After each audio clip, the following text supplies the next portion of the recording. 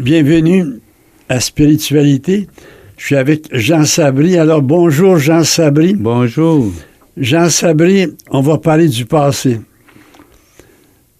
Et ça me fait penser à cette histoire. 2 moines avaient fait une retraite et retournaient au monastère. Arrive à une petite rivière, il y avait là sur le rivage une femme qui n'osait pas traverser. Un moine la prend dans ses bras, traverse la rivière, la dépose et on continue.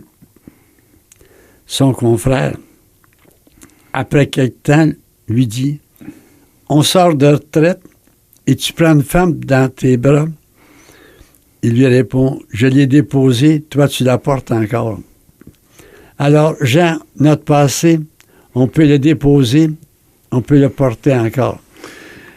Oui, on peut le faire. Ça dépend de quel passé qu'on parle et de quel dépôt qu'on fait. OK? Dans le sens que un passé n'est pas simple. Il est composé de plusieurs choses.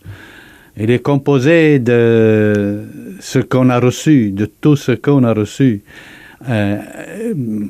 La famille dans laquelle j'ai vécu, l'instruction, les enseignements, les amis que j'ai eus, le travail que j'ai fait, les collègues du travail, les acquisitions que j'ai faites, les études que j'ai faites, etc. Alors donc, dans tous ces ensembles-là, ce fatras-là, il y a des choses belles et des choses moins belles. Puis il y a des choses regrettables. Puis il y a des choses tristes. Alors, ça dépend de qu'est-ce que je dépose du passé. Si je dépose des choses regrettables, c'est bien. Si je dépose des choses qui m'ont fait grandir, ben, c'est pas si bien que ça. Et le passé, ça commence à quel âge, ça, là? Ça commence quasiment à la 2e seconde de ta vie. Parce que déjà, la 1re seconde est passée. Et ça s'incruste dans mon corps. Oui, et c'est paradoxal dans le sens que, en naissant, on porte la vie en soi. La vie, l'ensemble de ce qui s'est passé avant nous autres, avant notre arrivée. Donc, je ne viens pas dans un monde vierge, je viens dans un monde déjà construit, déjà qui a une histoire. Je n'ai vu en d'autres mots. Voilà, c'est ça. Et ce monde-là, cette histoire-là est poursuivie par mes parents et donc je la continue malgré moi ou à cause de moi, ou etc. En tout cas, j'y participe à cette histoire.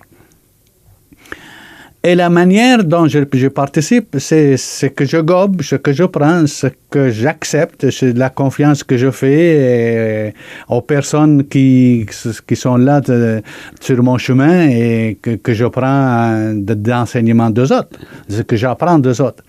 Au fond, tout ce que je fais, c'est de découvrir ce que les autres ont déjà vécu et de me dire qu'est-ce que je fais avec tout ça.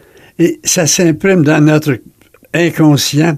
Par exemple, quand on devient Alzheimer, on se rappelle des choses primitives, puis on oublie les choses présentes. C'est pour dire comment mon corps enregistre ça. Je peux oublier, mais lui ne m'oublie pas. Je donne un exemple. Jeune, j'avais pas le droit de faire des colères, puis surtout de pleurer. Ça a été refoulé. Puis à 60 ans, j'ai besoin d'un sacré psy. Uh-huh. C'est que mon corps n'a pas oublié ça. Ça s'est enregistré. Donc, le corps physique n'oublie pas, le corps psychique non plus, et le corps spirituel non plus. Ah bon?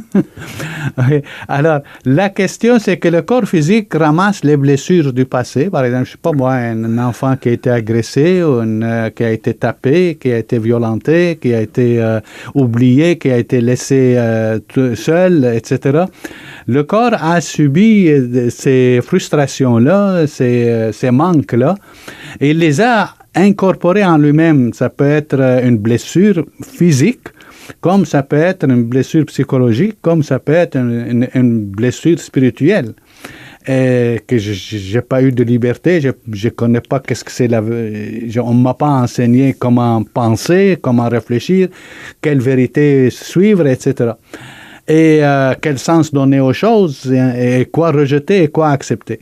Alors la question, ça reste au niveau physique, ça reste au niveau psychologique, mais au plan de vie spirituel non plus. C'est-à-dire que si à l'intérieur de la famille ou du lieu où j'ai habité, il n'y avait aucune référence à un plus haut que soi, à un plus grand que soi, et à quelque chose de recherche de transcendance, ben, je ne l'ai pas appris. Et ça va venir, ça va m'interpeller à un moment donné de ma vie parce que je veux rentrer à l'intérieur de moi, puis je veux faire des recherches, puis je veux pas trouver nécessairement, alors je m'en vais demander l'aide des autres, et ainsi de suite. Alors, le corps, oui, le corps physique, oui, le corps psychique aussi. Je suis étonné, par exemple, du soin que l'on prend aujourd'hui du passé. Jamais on a mis autant de soin à conserver le passé. Et pourtant, il y a une rupture. Mais ça, on va en reparler. Mais ce passé-là, je suis toujours étonné de voir jusqu'à quel point il s'est incrusté. Par exemple, quand on me dit « Parle-moi de ton passé », j'ai rien à dire, ben enfin, ou presque rien. Puis c'est à force d'en parler que je découvre... juste 87 ans, quand même, là. C'est à force d'en parler que je découvre des événements très jeunes que j'ai vécus. Oui.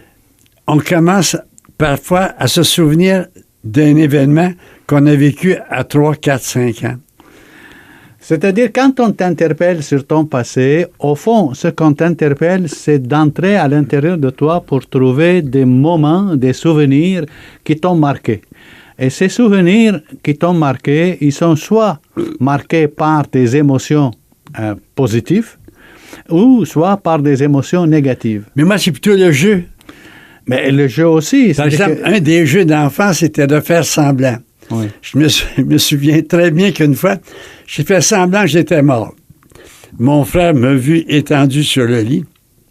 Il a voulu désespérément me réanimer en disant « Regarde, j'ai trouvé un bel objet. » Moi, là, j'avais de la peine à retenir mon fou rire, mais surtout à ne pas respirer trop profondément.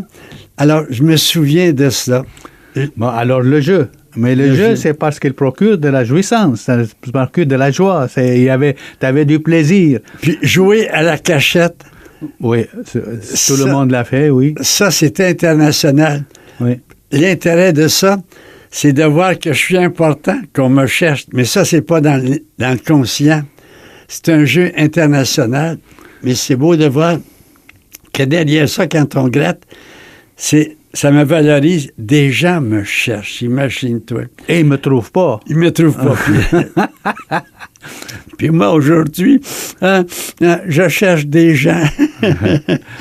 Ben, je suis là. Non. Bon, alors, toujours est-il que le passé, il est riche d'événements, il est riche d'émotions, il est riche de sentiments, d'expériences, d'apprentissage. Et la découverte du passé nous ramène à un socle, à notre propre identité, c'est-à-dire comment on s'est bâti. Et c'est dans ce sens-là, il faut se réjouir de ce qu'on a, ou ce qu'on a eu, parce que en se réjouissant de ce qu'on a eu, on se donne du courage pour avancer dans la vie. Jean, il y en a du stock dans notre grenier, dans notre cave, dans notre maison. Oui. Et qu'on a vécu des choses, mais c'est des fois tout mêlé. On a de la peine à mettre un peu de hiérarchie là-dedans. Mais on a, qui que nous soyons, un passé très riche. Oui, et anciennement, on avait en tout cas quand j'étais au séminaire, je ne sais pas si toi, quand tu t'es préparé à la prêtrise, tu avais ça, je suppose que oui, parce que c'est la même éducation. On avait des moments de méditation. C'était le moment où on entre en soi dans la fin de la journée pour voir comment ça a été la journée, qu'est-ce que j'ai fait, qu'est-ce que j'ai pas fait, qu'est-ce que je suis content de quoi et de quoi je suis pas si fier que ça. Ces moments-là, ce sont des ancrages supplémentaires de ce qu'on a vécu.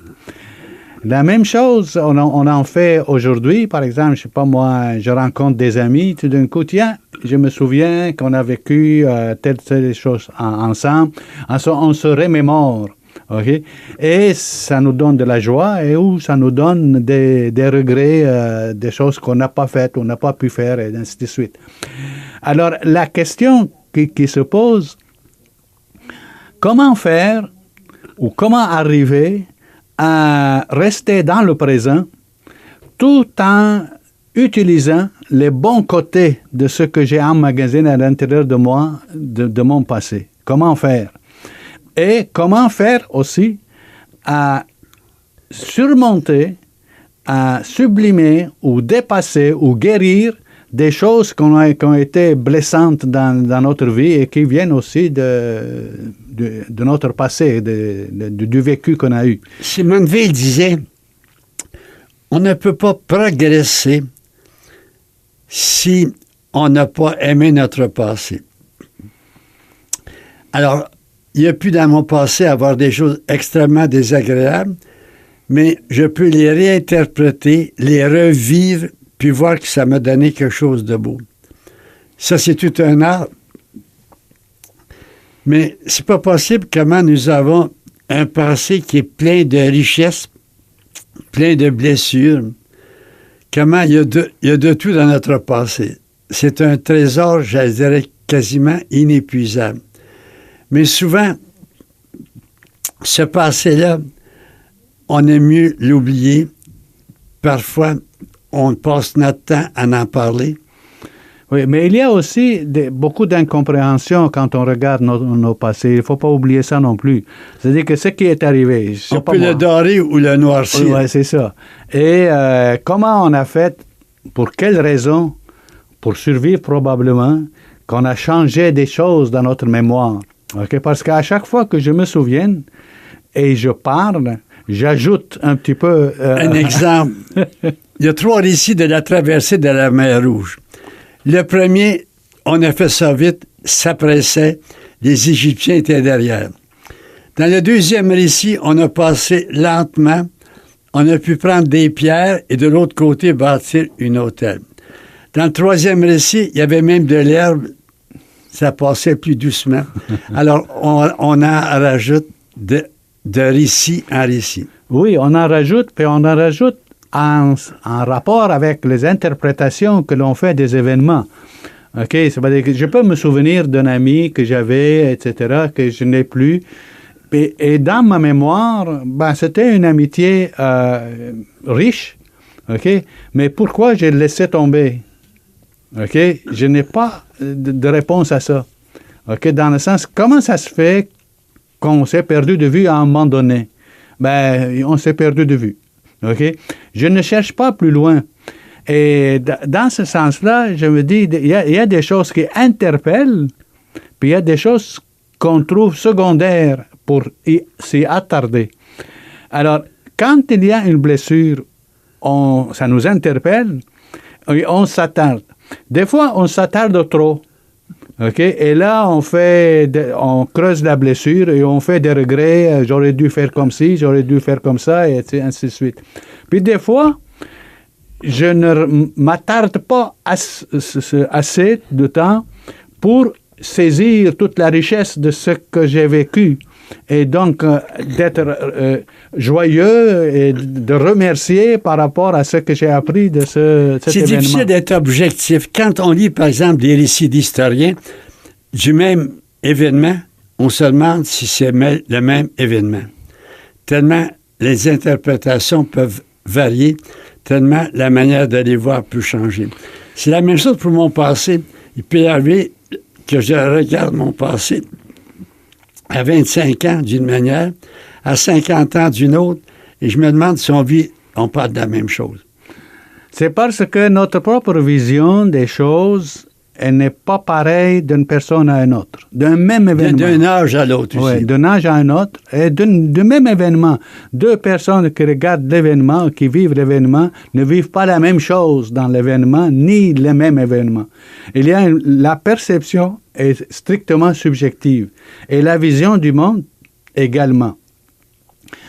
Mais des fois, il peut arriver qu'on est porté par l'émotion du groupe. Et dans cette période-là, par exemple, le mai 68, par exemple, toute la révolution de la jeunesse contre la guerre, puis le colonialisme et ainsi de suite, ça nous a interpellés, puis on a embarqué là-dedans. Mais là, aujourd'hui, ceux qui ne l'ont pas vécu... On va l'expliquer.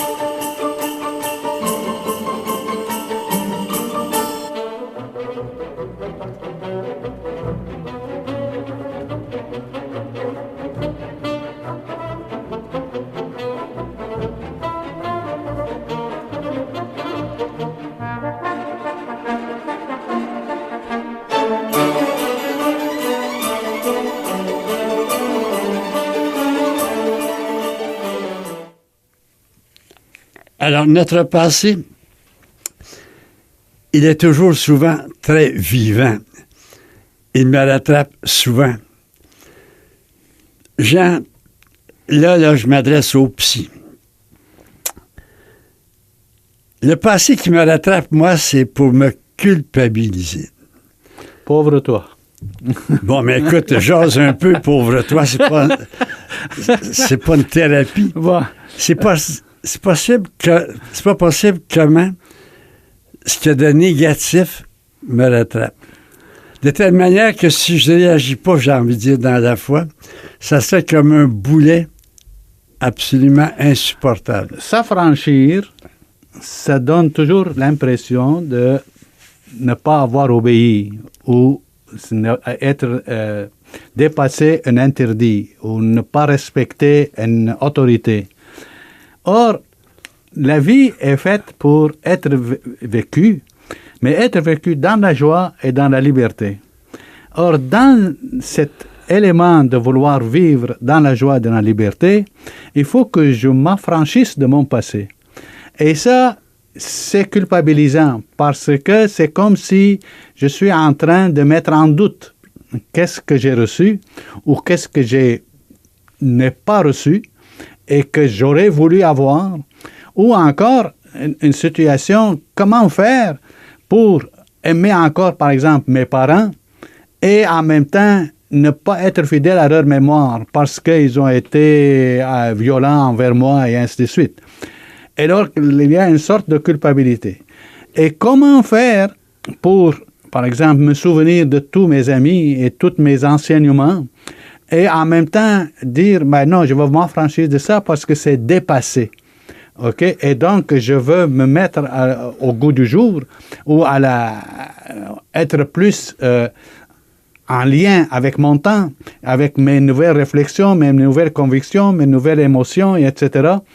Sans, et en même temps, donc, dépasser ce que j'avais reçu comme enseignement, le trouvant pauvre ou le trouvant insuffisant.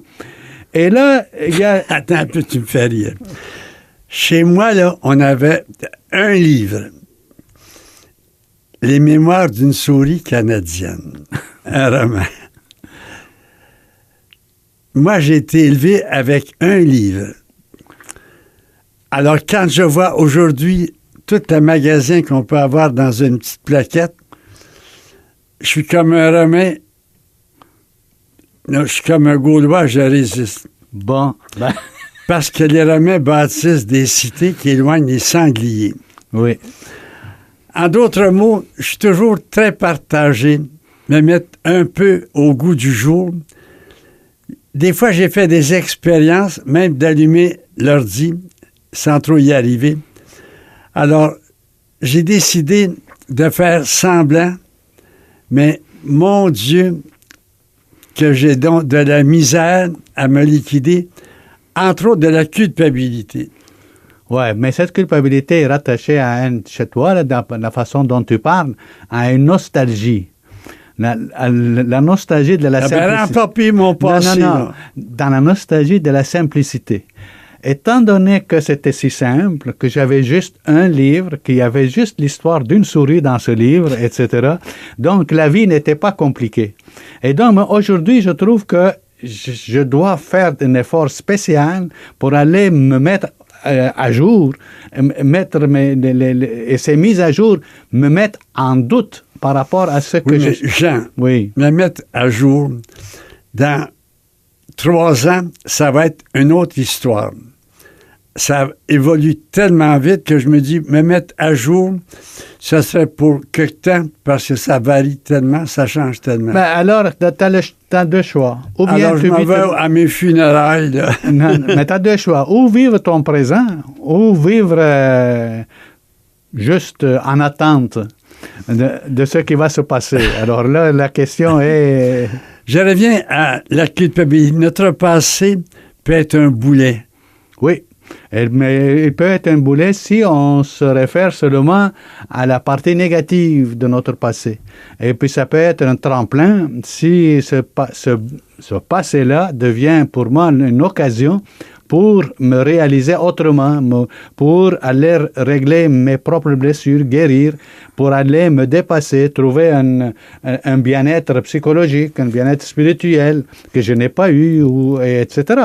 Parler de mes blessures, ça peut m'aider à les dépasser, mais en même temps à les creuser. Si je passe mon temps à en parler. Ben, c'est-à-dire que c'est pas...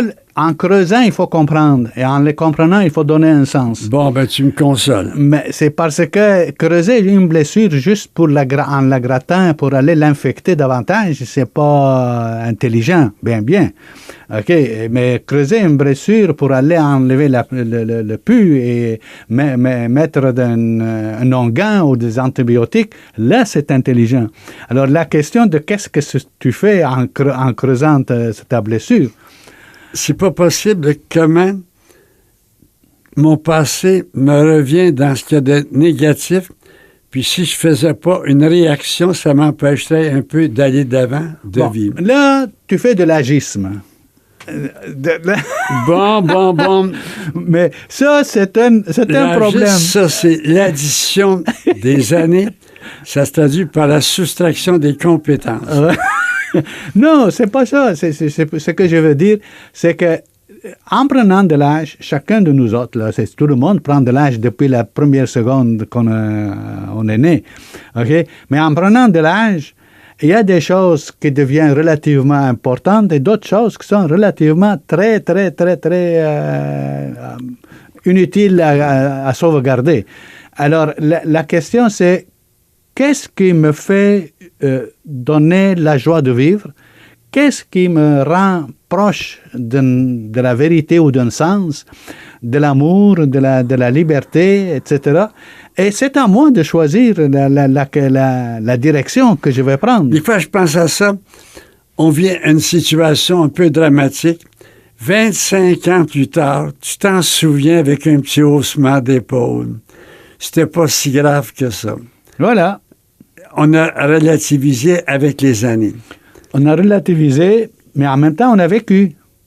On a vécu, mais ce vécu-là a été à la hauteur de ce que je voulais ou est-ce qu'elle est à la traîne de ce C'est difficile de juger avec notre culture actuelle des événements passés. Des choses passées que l'on trouvait comme bien fumer, par exemple, à la table. Oui. Aujourd'hui, il faut fumer même pas dans la rue, enfin. Mais il faut aussi regarder le présent avec des lunettes et non pas seulement en aveugle. Il faut le regarder avec les lunettes du passé. C'est-à-dire que l'histoire nous enseigne et nous enseigne beaucoup de choses, des belles choses. Par exemple, il y a de plus en plus des tendances à des comportements exclusifs. Il y a des tendances de rejet des autres, des rejets qui ne sont pas pareils comme nous. Mais il y a aussi des forces à l'intérieur du présent, des gens qui veulent inclure les autres, l'acceptation, l'hospitalité de l'étranger, etc., etc. La question, c'est de savoir où est-ce que je me mets. Juste un petit exemple. Quand Jean Vanier est arrivé à Trolley-Breuil, les handicapés sortaient enchaînés les uns aux autres. Il a fait tomber les chaînes, ce qui a créé un froid entre lui et la communauté. Et aujourd'hui, c'est acceptable. Jadis, on mettait les handicapés psychologiques dans un hôpital. Aujourd'hui, on les met dans la rue. On les met même dans la classe. C'est beau ce désir d'intégrer des gens qu'on n'appelle pas des handicapés, mais des êtres différents. Alors, mon passé, je dois peut-être essayer de l'intégrer à la rue, à la vie actuelle. Et d'abord, à le comprendre. Pourquoi j'excluais? Quelles étaient les peurs qui m'amenaient à exclure le monde? Ou des gens, en quoi j'avais peur du contact de l'autre, en quoi que je suis moi-même pris à partie par les autres, le fait que je sens qu'ils peuvent être agressants, ça veut dire que je me sens agressé en quelque part. Et pour me défendre, alors je prends le devant en agressant moi-même. Alors ce comportement-là... Tu me donnes des bonnes idées, toi. ce comportement-là de va-et-vient par rapport à mes peurs et à mes élans fait en sorte que je me découvre des possibilités et je découvre que la vie qu'on a, elle est donnée à tout le monde. Elle n'est pas donnée de la même façon à tout le monde, n'est pas donnée pour le même but à tout le monde, mais elle doit avoir un sens pour chacun. Et dans cette recherche de sens, je dois trouver ce qui me convient. Et dans ce sens-là, on se dit, ce passé que j'ai eu, il faut l'utiliser, mais pas d'une façon nostalgique, dans le sens que je regrette de ce qui n'est plus, et de faire en sorte que ramener ce qui était. Par exemple, je ne sais pas moi, quand on regarde de façon politique ou de façon sociale, dans notre région, on est tous pareils. Il y avait quelques Indiens, il y avait surtout des Blancs, il y avait très peu de gens de couleur, etc., etc., que c'était bon. OK? On était entre nous. On était entre nous. OK. Sauf qu'entre nous, c'était aussi très problématique. OK? Il manquait beaucoup de nouveautés, il manquait beaucoup d'expertise, il manquait beaucoup de confort, et ainsi de suite. Et quand on demande aux gens, qu'est-ce que tu aimes? Veux-tu retourner au passé ou tu vis ton présent? Ils disent, non, je ne veux pas retourner au passé du tout, je suis bien content de ce que j'ai, et surtout, je ne veux pas revivre les inconforts de ce que c'était il y a 50 ans, 60 ans, juste au plan médical. Alors, la question, on est pris dans cette dilemme-là, et c'est un choix. C'est un choix de vie qui est important. Ça rappelait du village d'antan. Oui. C'était donc facile de se comprendre. Mais en même temps, c'était donc facile de se démolir les uns les autres. Voilà. Voilà. Parce qu'il n'y avait pas de force étrangère, on n'avait pas autre chose que se démolir. Ben, c'est l'être humain depuis le début, là. C'est le repli ou l'ouverture. Si l'être humain avait juste choisi le repli, on serait encore en Afrique. Et si on... Non, mais dis pas de mal de l'Afrique. Non, pas du tout. C'est parce qu'on est en Afrique. Non, c'est parce que je parle de l'évolution, OK? De l'évolution de l'être humain.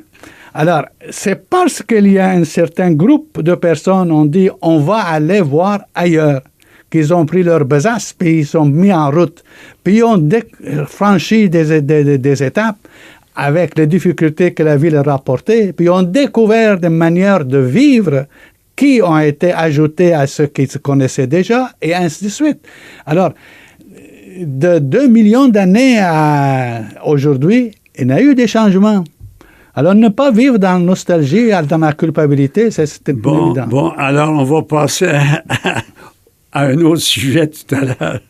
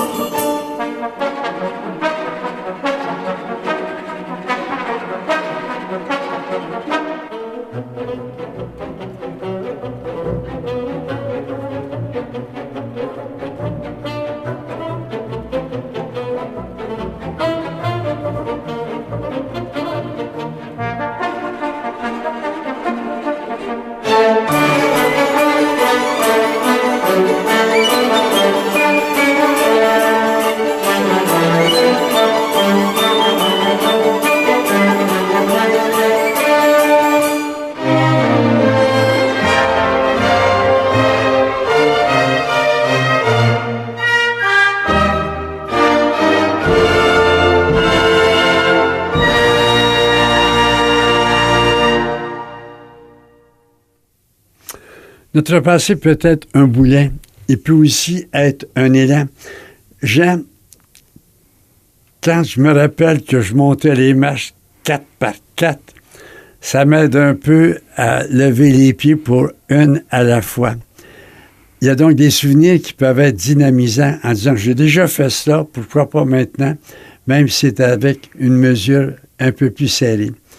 Notre passé... Ouais. Mais l'exemple que tu donnes, ça me donne cette envie de répliquer que si je fais aujourd'hui un geste en rapport avec ce que je faisais avant, okay, c'est sûr qu'il y a une distance. Je trouve les marches plus hautes qu'avant, ça c'est sûr. Bon. Sauf que la question, c'est que si aujourd'hui je marche plus lentement par rapport à ce que je faisais avant et que je veux retourner à cet avant, okay? Oh non, Dieu me regarde. Mais pour m'aider, je me dis, quand j'étais bébé, j'avais de la peine à marcher. Puis aujourd'hui, je marche. Ça peut aussi être dans les deux façons. Voilà, c'est dans ce sens-là. Il faut prendre le passé comme un tremplin. OK? Dans le sens que j'ai bâti quelque chose à l'intérieur de moi, j'ai bâti une maison, j'ai bâti une villa, j'ai bâti un château, tout dépend. Et faire la vie, vivre la vie dans le présent en regard avec ce que je veux pour mon futur, ce que j'espère, mais aussi dans la force et la joie de croire que je vais arriver. OK? Donc, c'est pour ça que je disais, laisse de côté la culpabilité, laisse de côté la peur, puis prends cet élan que tu as encore, que la vie est belle, que j'ai encore peut-être 10 ans à vivre, ou 5 ans, ou peut-être juste 5 mois, OK?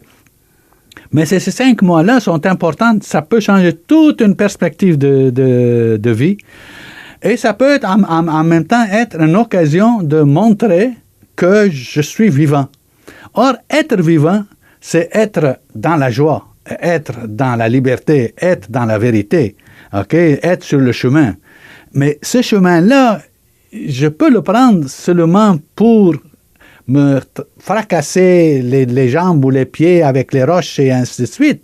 Mais en même temps, ça peut être l'occasion de découvrir des merveilles que je n'ai pas eu le temps de m'y attarder. Alors donc, il y a cette possibilité-là d'un va-et-vient toujours en remise en question de soi-même. Et c'est beau de voir la stratégie. Quand tu es malade, tu te compares à un pire que toi. Ça, c'est aidant. Mamie, tu as les rhumatismes. Oh, mais il y en a qui sont pires que moi. Donc, il y a là une stratégie qui peut aider. Quand je suis avec mon passé, je peux aussi faire le même jeu. C'est-à-dire comparer ce que je vis avec une période où j'ai réussi à traverser. Pourquoi pas maintenant? Tout à fait d'accord avec ça. Et, mais en passant, il y avait une énigme. Qu'est-ce qui le matin a 4 pattes, le midi 2 pattes, puis le soir 3 pattes? Et c'était l'être humain.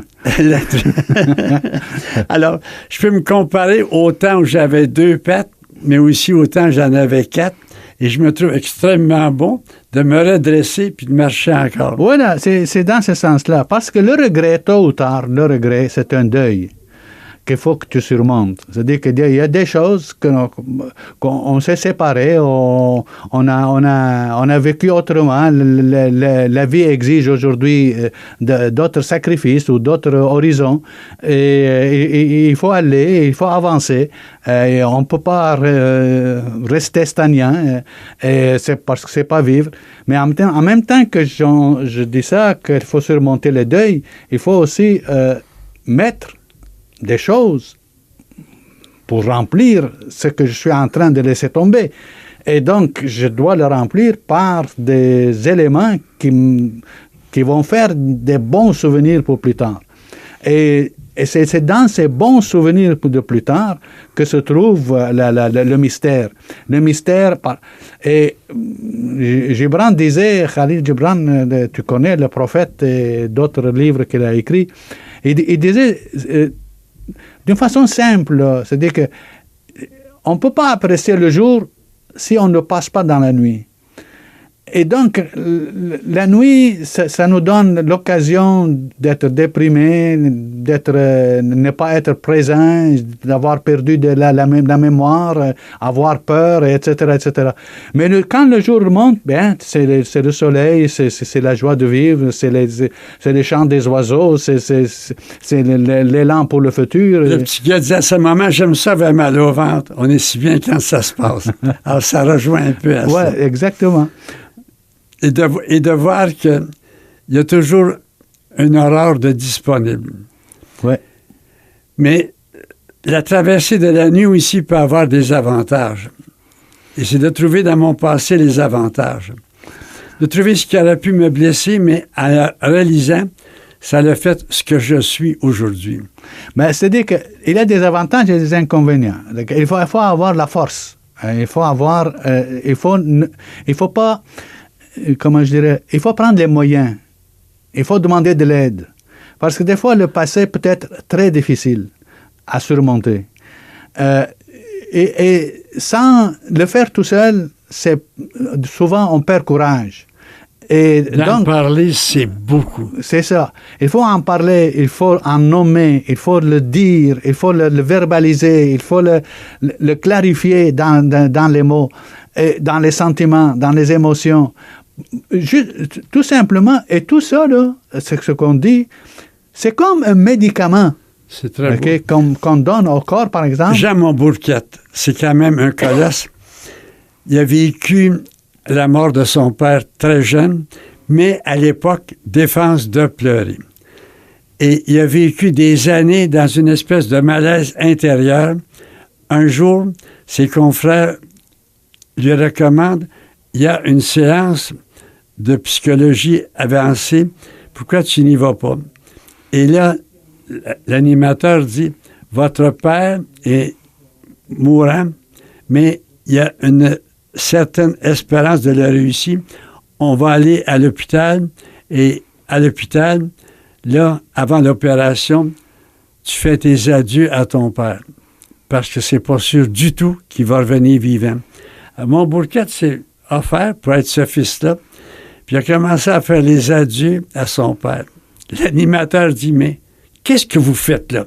C'est pas des adieux. Puis là, il est un peu secoué.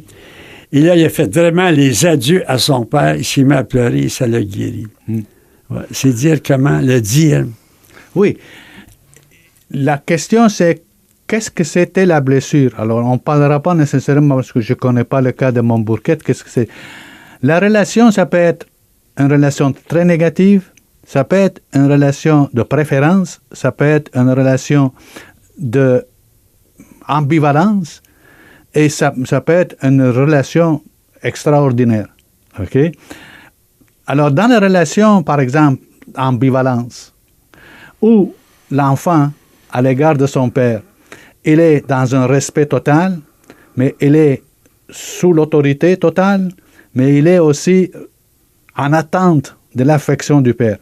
Or, si le père, par exemple, a été aussi violent que caressant, la difficulté de s'en sortir est aussi tragique et aussi difficile que quelqu'un qui a été strictement violent. Okay? Alors, donc, il faut savoir aussi analyser chacun des éléments. Un père très, très affectueux peut être un père castrant. C'est parce que, en quelque part, l'affection a été telle que je ne me trouve jamais à la hauteur de faire autant. OK? Alors, donc, il y a un poids supplémentaire. Alors, ça dépend de comment. C'est pour ça que je dis, il faut ne pas hésiter à demander de l'aide pour que les choses se clarifient. En parler. Que ça dédramatise, voilà. En parler. Oui. Quand, par exemple, dans la vie de couple, il y a des tensions, ça reste à l'intérieur du couple, ça devient terrible. Mais de voir quelqu'un de l'extérieur, d'en parler ensemble à quelqu'un de l'extérieur, c'est pas possible. Comment ça faire tomber la poussière? Et j'invite toujours les gens, quand on souffre, on est porté à se replier sur soi-même.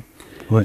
Et ça, c'est une catastrophe. On augmente oui, le problème. Il y a des fois une situation paradoxale pareille. J'en parle, mais j'ai comme l'impression que l'autre n'écoute pas. Et j'en parle, je dis très peu, et comme j'ai l'impression que l'autre écoute beaucoup. OK? La question, c'est dans l'écoute, bien plus que dans la parole. Mais dans le sens que ma gestuelle dit ce que je ne dis pas verbalement. Okay? Et souvent, c'est difficile de dire exactement quel est mon problème, mais comme dit Merleau-Ponty, à force d'en parler, on finit par mettre le doigt dessus. Voilà. Qu'est-ce que tu as vécu? Oh, je ne sais pas, il y a un malaise ou bien encore. Puis après une demi-heure, c'est cela. On parle de ce qu'on ne connaît pas afin d'en en parler. Mon conseil s'adresse surtout à des hommes, n'est-ce pas, Jean? Oui. Les femmes, plus spontanément, peuvent en parler. C'est-à-dire qu'ils se confient plus spontanément. Tandis que les hommes peuvent se confier dans la façon, par exemple, par le sport, par les exercices de tai chi, dans les exercices de karaté, dans faire des sports extrêmes, et ainsi de suite. Mais jamais mon père m'aurait parlé de ses émotions passées. Ça aurait été impensable. S'il avait fait, on l'aurait conduit en psychiatrie. C'était la culture de l'époque. Oui, mais il a travaillé dur justement pour que la marmite ne saute pas non plus. Okay? Il y a des idées toxiques. Si ton père a vécu une situation très difficile, puis il n'a pas pu le faire, puis s'est défoulé dans le travail, il a trouvé un moyen de s'en sortir. Okay? Et dans ce sens-là, c'est très positif. Mon père n'a jamais eu de problème. C'est-tu assez beau? Ah ben, c'est ça. Ça aurait été impensable qu'il parle de ses blessures. Mais nous autres, les enfants, on ne veut pas que nos parents aient des problèmes. OK? Déjà, on est assez mal ou assez bien avec les problèmes qu'on a vus. Alors, on ne veut pas qu'il y ait en plus des problèmes qu'on ne connaît pas. Alors, c'est pas possible. Comment on peut lire notre passé d'une façon exaltante, passionnante? Quand je suis seul, mon passé, là, c'est ordinaire. Mais quand je suis avec des petits jeunes, je le lis autrement. Ben, ça te donne l'occasion d'être... gonfler le bus. Voilà, c'est ça. On marchait au catéchisme, là. Ça durait 3 semaines, puis il fallait faire 1 kilomètre, puis tu sais, on aime donc en mettre, puis en raconter. Ouais. Aujourd'hui, il n'y a personne qui marche au catéchisme, là. Jean, il nous reste une chose importante à débattre. Comment transformer nos blessures qui suintent la mer en des blessures qui suintent l'amour. N'est-ce pas que c'est bien dit?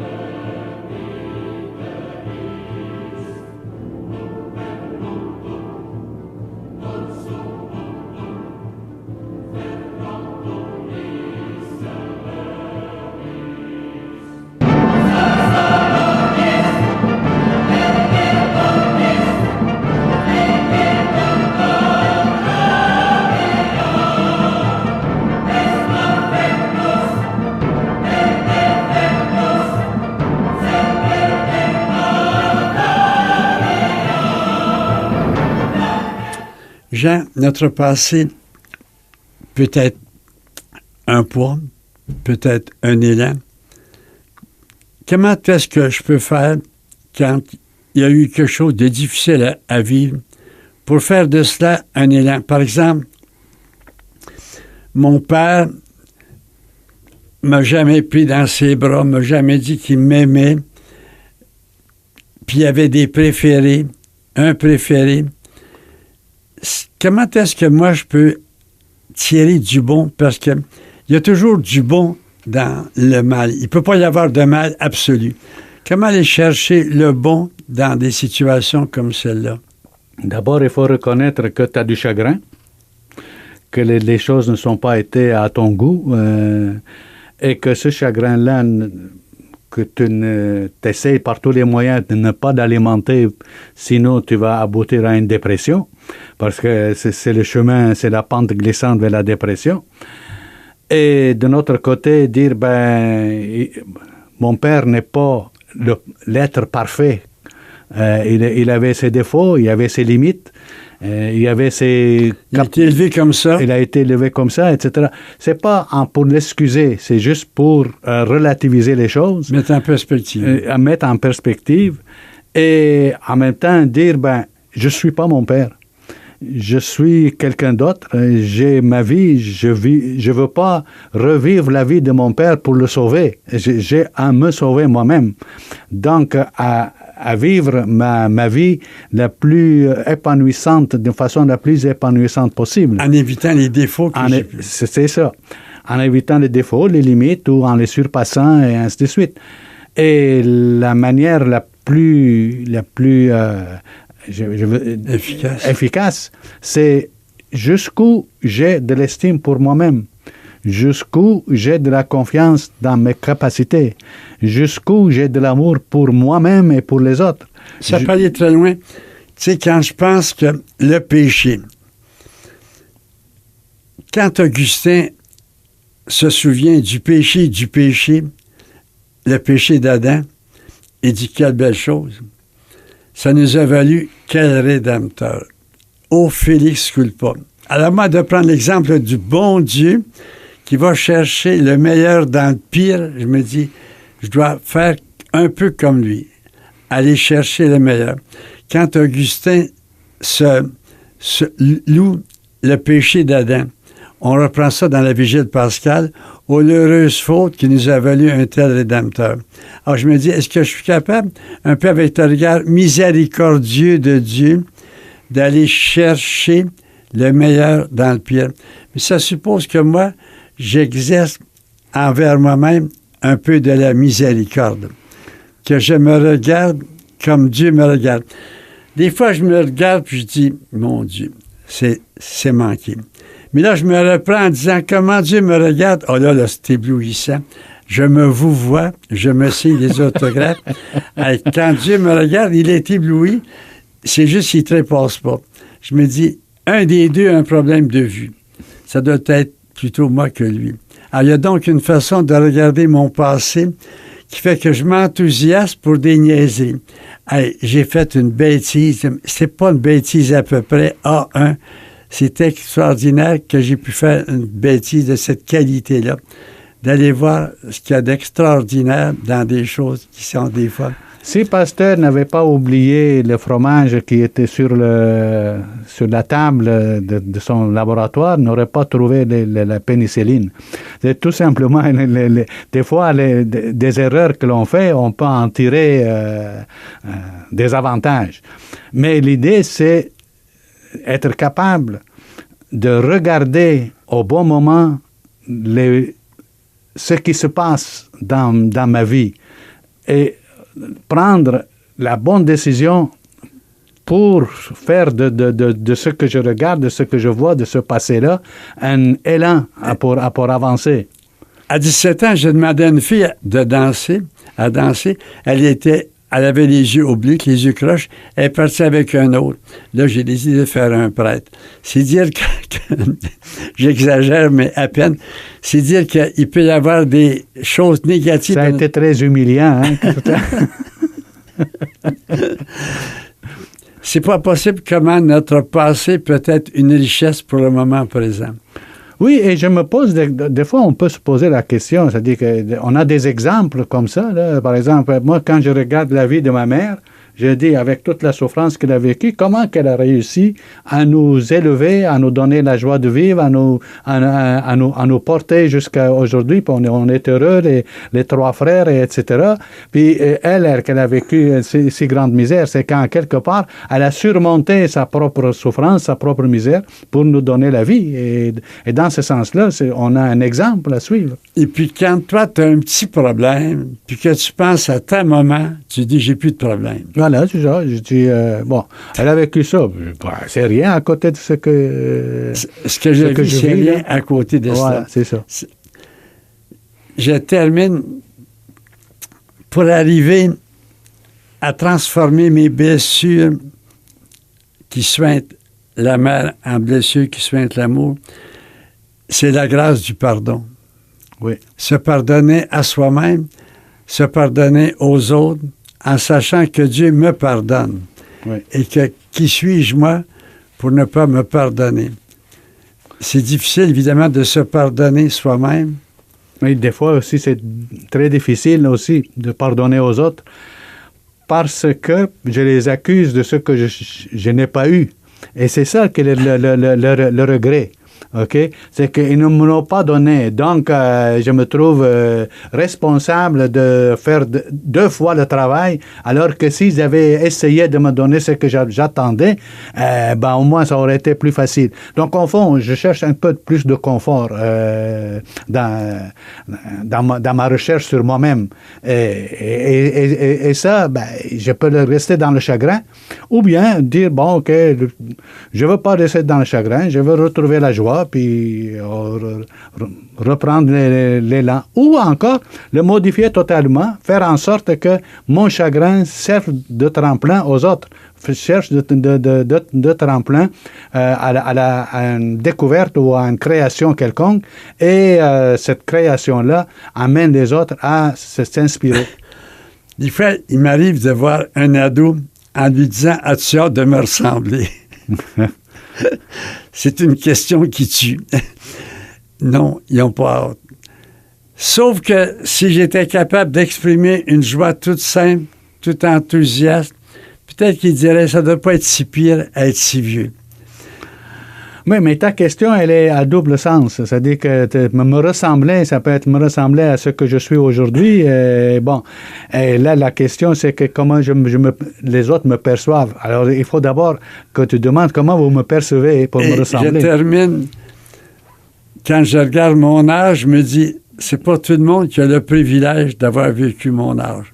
Mais là, je suis en train de revenir au passé. C'est le temps d'arrêter. Je te remercie beaucoup, Jean, d'avoir pu parler à l'émission. Comme je remercie aussi Claude Saint-Pierre de son service technique. Au revoir, chers amis. À la semaine prochaine. Ici Gérard Marier.